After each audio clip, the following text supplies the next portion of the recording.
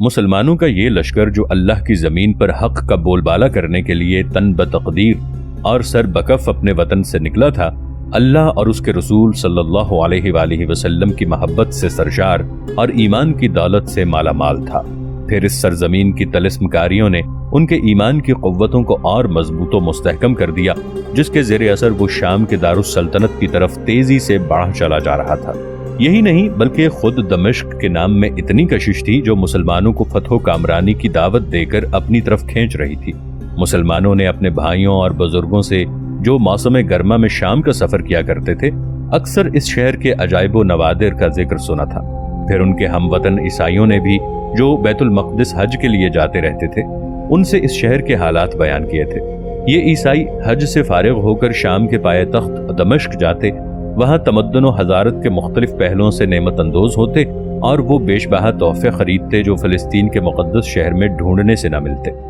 ان عیسائیوں سے دمشق کے حالات سن سن کر مسلمانوں کے دل میں اس شہر کے سبز باغوں، بہتی نہروں، ٹھنڈے سایوں اور لذیذ و خوش رنگ پھلوں کو دیکھنے اور چکھنے کا شوق بھڑک اٹھا۔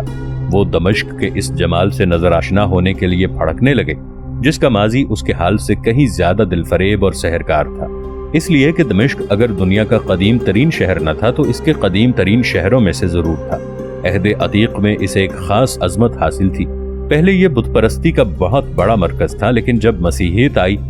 تو اس کے بتکدے کو کلیسا بنا دیا گیا۔ اپنے حسن و وقار کے لحاظ سے یہ کلیسا اس مرتبے کا تھا کہ انطاکیہ کے کلیسا کو چھوڑ کر، جو شام میں عیسائیوں کی سب سے بڑی عبادت گاہ تھی، دنیا کا کوئی مسیحی معبد اس کا جواب پیش نہ کر سکتا تھا۔ اس کے علاوہ اس شہر میں رومیوں کی بنائی ہوئی وہ عمارتیں بھی تھیں جن کی عظمت ان تمام عمارتوں سے فائق تھی جو راستے میں عربوں کی نگاہوں سے گزری تھی۔ پھر کیوں نہ عربی لشکر اس شہر کی طرف تیزی سے جھپٹتا اور کیوں نہ رومیوں کو یرموک میں شکست دینے اور واقوسہ کے میدان میں ان لاکھوں سپاہیوں کو جہنم واصل کرنے کے بعد یہ سمجھتا کہ وہ دمشق کو بھی لازمی طور پر فتح کر لے گا۔ اس کامیاب و کامران لشکر کو راستے میں کوئی قابل ذکر مزاحمت پیش نہ آئی، اس لیے کہ رومی جنگ میں دریاؤں سے مورچہ بندی کا وہ کام نہیں لے سکتے تھے جو کام ایرانیوں نے دجلہ و فرات سے لیا تھا، اور اس کی وجہ یہ تھی کہ شام میں دجلہ و فرات جیسے دریا نہیں تھے۔ اس کے علاوہ اہل روم ایرانیوں کی طرح ہتھیلی پر سر رکھ کے لڑ بھی نہیں سکتے تھے، اس لیے کہ عراق ایرانی سلطنت کے ایک بہت بڑے رقبے کو شامل کیے ہوئے تھا، اور اکاسرا کا پایہ تخت مدائن ایران کے سب سے بڑے دریا دجلہ کے کنارے آباد تھا۔ اس کے برعکس شام رومی سلطنت کا محض ایک صوبہ اور قیاصرہ کا دارالسلطنت قسطنطنیہ، بیت المقدس اور دمشق دونوں سے بہت دور تھا۔ اس بنا پر شام میں لڑنے والی رومی فوجیں اس تڑپ، اس بے جگری سے محروم تھیں جو مدائن کا بچاؤ کرنے والی ایرانی فوجوں میں پائی جاتی تھی۔ اس کے علاوہ رومی فوجیں اس مذہبی عصبیت سے بھی بیگانہ تھیں جو انہیں بیت المقدس کے لیے کٹ مرنے پر ابھار سکتی۔ اس سے پہلے ایرانیوں نے رومیوں پر حملہ کر کے کلیسائے مہد پر قبضہ کر لیا تھا، اور حکومت کی اس تبدیلی نے وہاں کے باشندوں میں اس غیرت و حمیت کا جذبہ سرد کر دیا تھا جو ان عبادت گاہوں کے لیے انہیں جانثاری و وفاداری پر آمادہ کر سکتا۔ پھر جب ہرقل نے ایرانیوں کو شکست دے کر دوبارہ فلسطین پر قبضہ کیا تو وہاں کی حکومت ایسے لوگوں کے سپرد کی جو ایرانی حکام سے کسی طرح بہتر نہ تھے، نہ ان کے دل میں اپنی رعایا کے لیے انصاف اور مہربانی کا کوئی جذبہ ہی پایا جاتا تھا۔ اس بنا پر ہرقل نے فلسطین پر کبھی وہ اعتماد نہیں کیا جو اسے اپنے دوسرے قلعہ بند شہروں دمشق، حمص اور انطاکیہ پر تھا۔ مسلمان غوطۂ دمشق میں پہنچے تو ان کی شجاعت و جامع مردی میں اور اضافہ ہو گیا۔ اس کشادہ و ہموار زمین پر انہوں نے دنیا کا سب سے پرانا اور اہم شہر آباد دیکھا جو اپنی خوبصورتی کی بنا پر ایسا معلوم ہوتا تھا جیسے آسمانی جنت کا ایک قطعہ فرشتوں نے زمین پر لا کر رکھ دیا ہو، جس میں بہتی نہریں، اچھلتے کودتے چشمے، لچکتی ہوئی گھنی شاخیں اور مسکراتے ہوئے خوشنما پھول آنکھوں کو دعوت نظارہ دے رہے ہیں، اور ہوا کی عطر بیزیوں سے مہکتے ہوئے ان طویل سایوں کی آغوش میں ان آسودگان عیش و راحت کے محل ہیں جنہیں اللہ تعالیٰ نے دنیا جہان کی نعمتوں سے نواز رکھا ہے، اور جو اپنے عشرت قدوں کو فتنہ فروش کنیزوں کے حسن و شباب سے تابناک بناتے ہیں۔ بھلا کہاں یہ رنگ و نور کی جنت اور کہاں ان غازیان اسلام کی آنکھیں جو حضرت خالد رضی اللہ عنہ بن ولید کے ساتھ عراق کی مہم پر گئے تھے؟ انہیں تو یہ نظارہ ایک خواب، ایک طلسم نظر آ رہا تھا۔ ناظرین، آگے بڑھنے سے پہلے کامنٹ سیکشن میں ہمیں اپنی آراء سے ضرور آگاہ کیجیے گا کہ آپ کو ہماری یہ سیریز کیسی لگ رہی ہے۔ آئندہ آنے والی اقساط سے باخبر رہنے کے لیے ہمارے چینل کو سبسکرائب کر لیں اور ساتھ موجود بیل آئیکن کو ضرور کلک کر لیں۔ شکریہ۔ حضرت خالد رضی اللہ عنہ نے عراق میں ایک موقع پر اپنے سپاہیوں سے فرمایا تھا، دیکھ رہے ہو تم یہ غذائی سامان جو اپنی کثرت کی بنا پر مٹی کا ایک انبار معلوم ہوتا ہے۔ اگر ہمارا مقصد جہاد فی سبیل اللہ نہ ہوتا اور ہماری یہ جنگ محض مادی اغراض کے لیے ہوتی تو اس وقت ہم آپس میں دست و گریبان ہو جاتے اور ان لوگوں کو حصہ دینے پر ہرگز آمادہ نہ ہوتے جو اس جنگ میں شامل نہیں ہیں۔ اگر حضرت خالد رضی اللہ عنہ کی یہ بات عراق کے بارے میں ایک بار صحیح ہے تو دمشق اور غوطہ دمشق کے بارے میں 1000 بار صحیح ہے کہ یہاں صرف غذائی سامان کی ہی بہتات نہ تھی بلکہ وہ کچھ تھا جو کبھی مسلمانوں کے حاشیۂ خیال میں بھی نہ آیا تھا۔ اسلامی فوجیں جب غوطہ دمشق میں داخل ہوئیں تو باغوں میں چہکنے والے پرندوں کے سوا وہاں کوئی متنفس نہ تھا۔ تمام مکان خالی اور سنسان تھے اور مکین حملہ آوروں سے جان بچا کر شہر سے بھاگ گئے تھے۔ دمشق کی فصیلیں جن کی تعمیر میں بڑے بھاری پتھر صرف کیے گئے تھے اپنی استواری کے اعتبار سے ضرب المثل کی حیثیت اختیار کر چکی تھی۔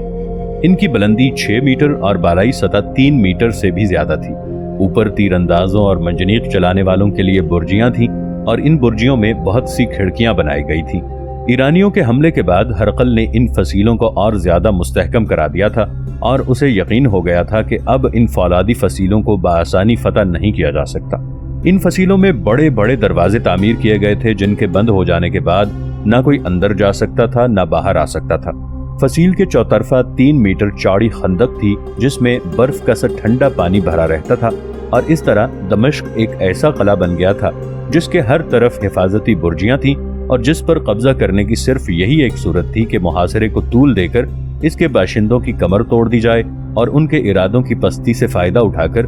انہیں اپنی شکست مان لینے پر مجبور کر دیا جائے۔ حضرت ابو عبیدہ رضی اللہ عنہ نے دمشق جیسے مستحکم شہر پر فتح پانے کے لیے اس طویل محاصرے کا اندازہ کر لیا تھا، چنانچہ انہوں نے اپنے سپاہیوں کو حکم دیا کہ وہ غوطہ کے عبادت گدوں اور گھروں کے دروازے کھول کر ان میں سکونت پذیر ہو جائیں۔ اس کے ساتھ ہی ساتھ انہیں اس کا بھی یقین تھا کہ ہرقل حمص یا فلسطین سے فوجیں بھیجے گا اور اسلامی لشکر دمشق کی آہنی فصیلوں اور رومی فوجوں میں گھر کے رہ جائے گا۔ اس خیال سے انہوں نے ذوالکلاہ حمیری کو دمشق اور حمص اور علقمہ بن حکیم اور مسروق عبسی کو دمشق اور فلسطین کے درمیان پڑاؤ ڈالنے کا حکم دیا۔ اس طرح سے اطمینان حاصل کر لینے کے بعد وہ اپنی فوج کو لے کر آگے بڑھے اور شہر کے ایک ایک دروازے پر ایک ایک افسر مقرر کر دیا۔ چنانچہ وہ خود باب جابیہ پر، حضرت عمرو بن عاص باب توما پر،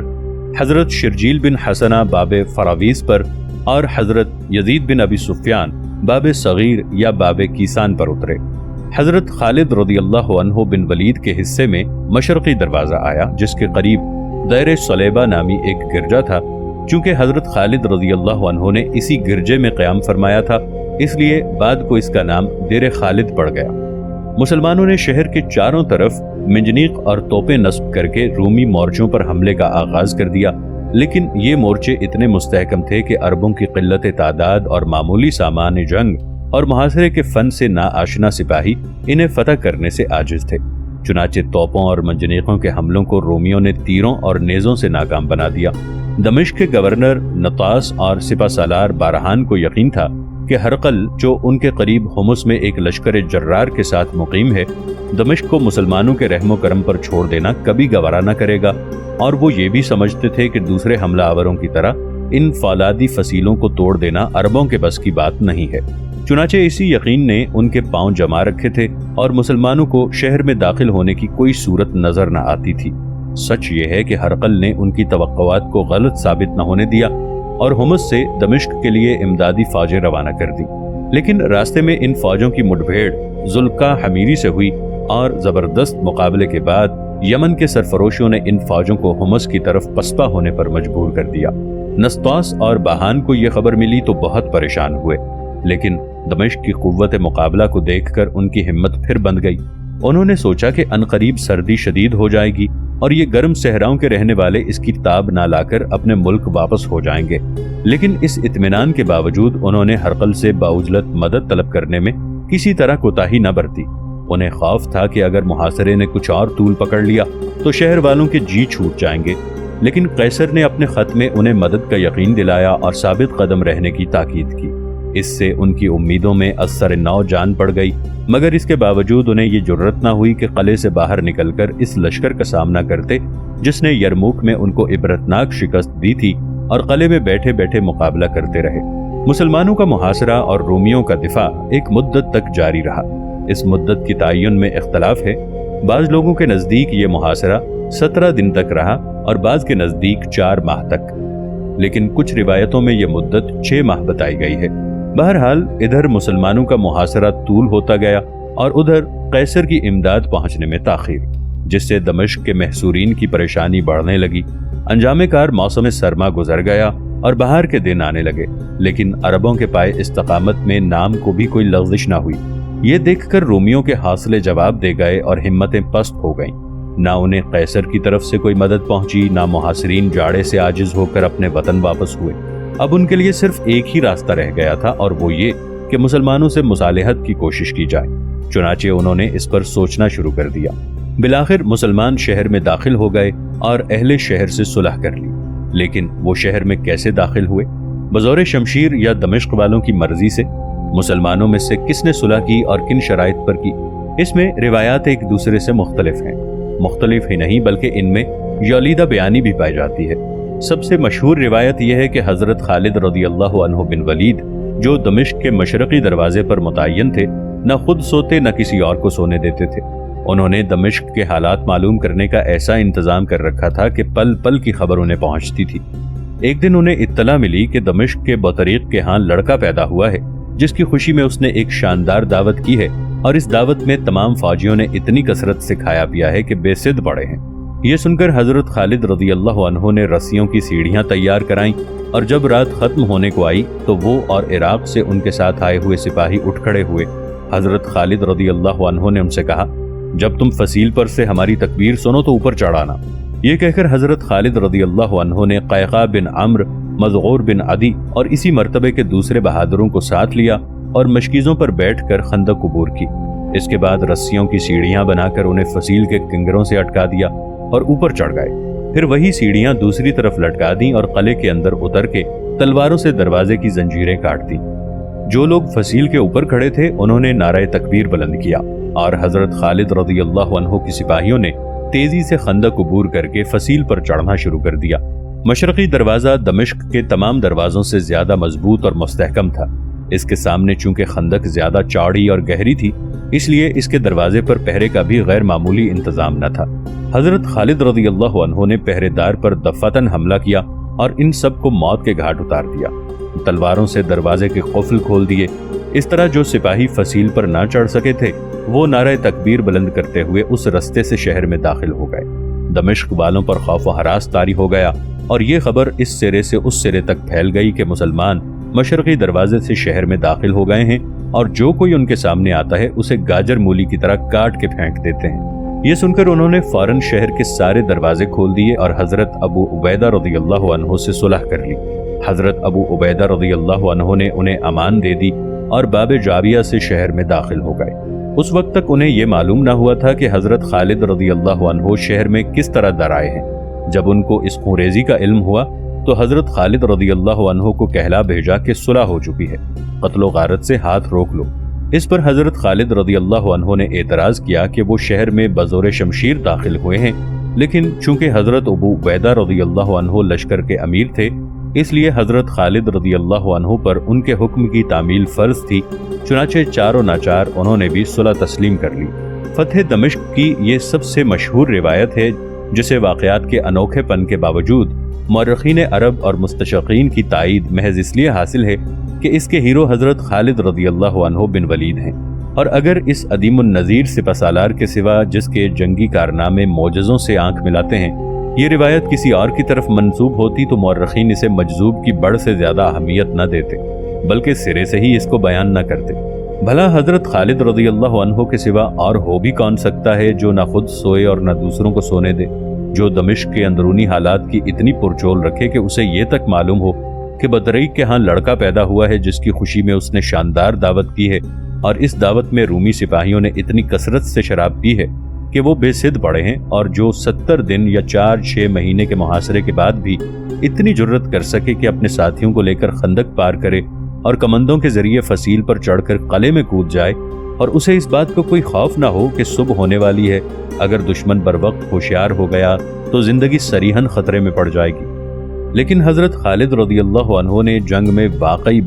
بڑے بڑے معجز نما کارنامے انجام دیے ہیں، جن کی جھلکیاں ہم ارتداد کی جنگوں، عراق کی فتح اور یرموک کے معرکے میں دیکھ چکے ہیں۔ اس بنا پر کوئی تعجب نہیں اگر ان کا یہ کارنامہ بھی انہی معجز نمائیوں کا ایک حصہ ہو جو ہر جنگ میں ان کے لیے فتح و کامرانی کی ضامن رہی ہیں، اور جن کی وجہ سے مورخین عرب اور مستشرقین نے اس روایت کی تائید کی ہے۔